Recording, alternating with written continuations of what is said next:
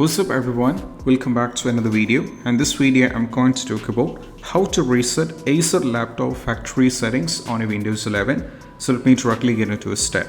First one is all about, we just need to go over here, search for the settings, and you have to click on this one.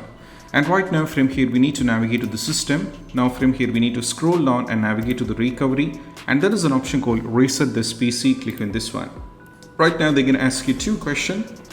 One, keep my files over here. Another one is remove everything. So what I'm recommending you guys is you can try for keep my files over here, and then we need to move to the next one. That is all about, we need to cloud download, or you have to go for locally reinstall it. So what I'm recommending is you can go for the cloud download over here.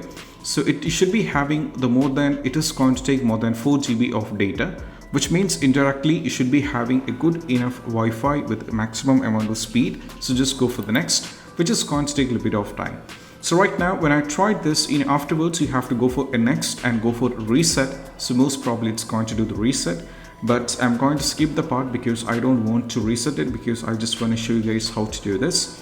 So once afterwards you'll be getting option to go for next. Just go for next and do the reset. So it is going to take a little bit of time. So why it is going to take a little bit of time is all about, so make sure one more thing, in an important one, you should be having a good enough Wi-Fi, or else you'll be having the trouble with this. That's what you have to try. So once afterwards you're done with this one, most probably you can try this out, and this is how you can fix this up. And if you find this video helpful, don't forget to subscribe and click on the bell icon for more notification. That's it. Bye bye.